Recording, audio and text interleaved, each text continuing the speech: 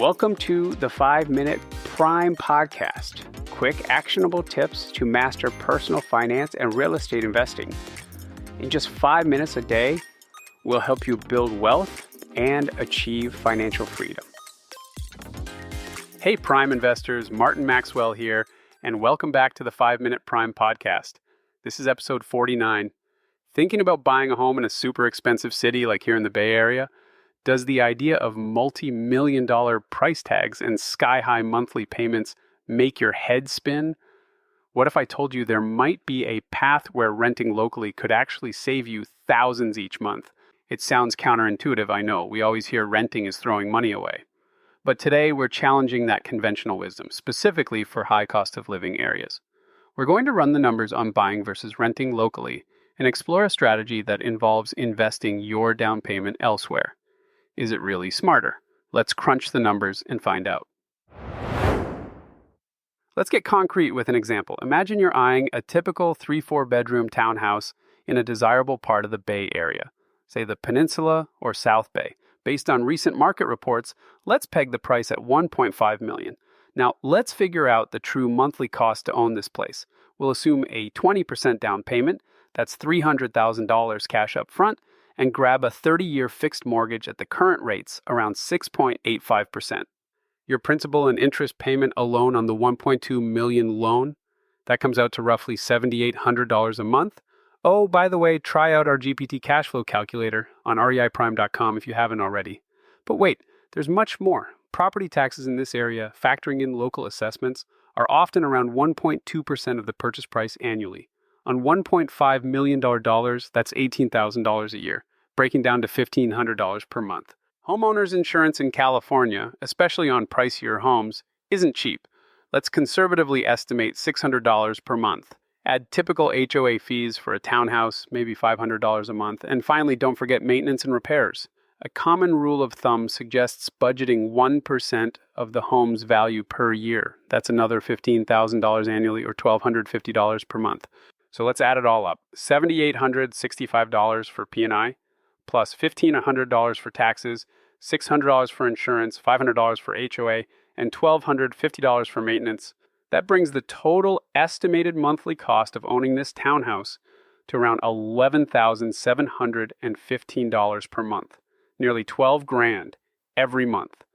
And remember, this still doesn't account for the opportunity cost of having that $300,000 down payment tied up. Okay, nearly $12,000 a month is a hefty price tag. What's the rental alternative look like for a similar place? Now let's look at renting. Finding that comparable 3-4 bedroom townhouse in the same desirable Bay Area neighborhood might cost you around $5,000 per month in rent. Yes, $5,000 a month is very high rent, no question, but let's compare it directly to the cost of buying we just calculated. $5,000 to rent versus nearly $12,000 per month to own. That difference is staggering. It's almost $7,000 less each month to rent than to buy in this high-cost scenario. The immediate impact on your monthly cash flow is undeniable. But Martin, I hear you saying, what about building equity? Isn't that the whole point of buying? That's the standard argument. But what if you could rent and still build real estate wealth, perhaps even more effectively? This is where the alternative strategy comes into play, and it requires thinking differently. Instead of pouring that $300,000 down payment into the high-priced local townhouse, what if you rented locally for that $5,000 a month and took the $300,000 you would have used for the down payment and invested it elsewhere? Specifically into cash-flowing rental properties in a market where the purchase prices make more sense relative to the rents you can collect. Let's use Florida as an example, keeping in mind it has its own very real challenges we'll touch on. Assuming you put 25% down on investment properties, a common requirement for non-owner occupied loans, that $300,000 cash could potentially allow you to acquire $1.2 million worth of rental real estate, $300K divided by 0.25. Okay, so what kind of cash flow could that portfolio generate? This is where careful analysis is key, and returns vary greatly. But let's use a conservative cash-on-cash COC return target for illustrative purposes, say 6% annually, after accounting for all expenses like the mortgage on those properties, taxes, insurance, vacancy, repairs, and property management. A 6% COC return on your $300,000 cash invested translates to $18,000 per year or $1,500 per month in positive cash flow coming into your pocket. Now let's revisit the Bay Area comparison. You're renting the townhouse for $5,000 per month, but the $300,000 cash you didn't use as a down payment is now generating $1,500 per month from your Florida rentals. So your net effective rent in the Bay Area becomes $5,000 minus that $1,500 cash flow, totaling $3,500 per month.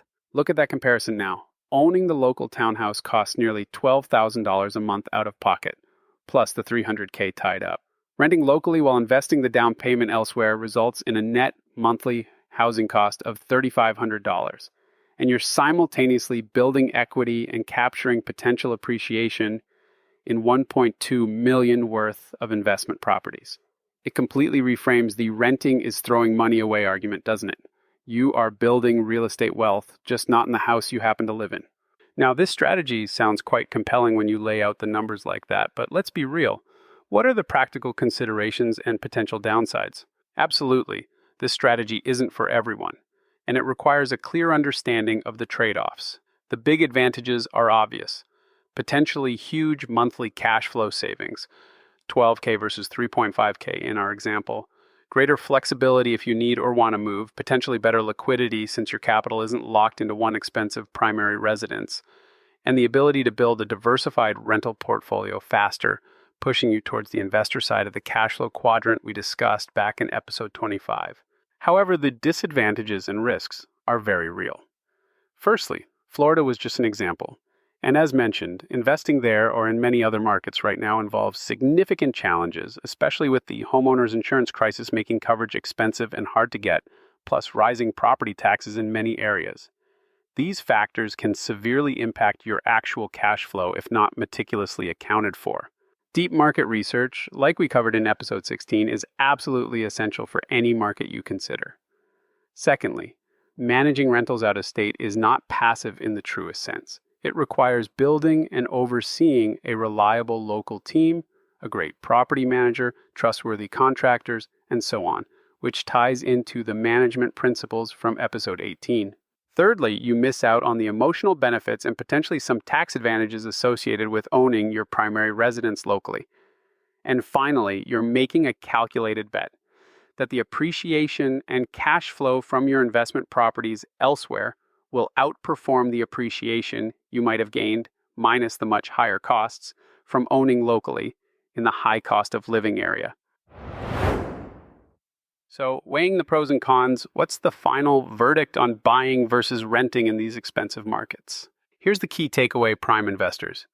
The simplistic buying is always better than renting advice often doesn't apply neatly in very high cost of living areas. When you run the actual numbers, the math might reveal that renting locally while strategically deploying your capital into cash flowing real estate assets elsewhere could lead to better monthly cash flow, faster portfolio growth, and potentially superior long-term financial outcomes. But, and this is a big but, it's not a one-size-fits-all solution. The right choice truly depends on your individual financial picture, your life goals, your tolerance for complexity and risk, how much you value owning the home you live in, and crucially, the specific current numbers in both your expensive local market and any potential investment market you're considering. Now, your challenge today. If you live in a high cost of living city and are wrestling with the buy versus rent decision, take 20 minutes to actually run this comparison. Get realistic estimates for the total monthly cost of owning a target property versus renting a similar one. Then research what kind of cash flowing rental property or other investment that potential down payment could acquire in a market you understand or are willing to research deeply. Next time, we'll shift gears again. Until then, challenge the assumptions, run your own numbers diligently, and make the decision that best aligns with your path to financial freedom. And, as always, if this episode sparked some new ideas, please subscribe to the 5 Minute Prime podcast, share it with someone facing this high cost of living dilemma, and leave us that valuable review. Find more resources and tools at reiprime.com.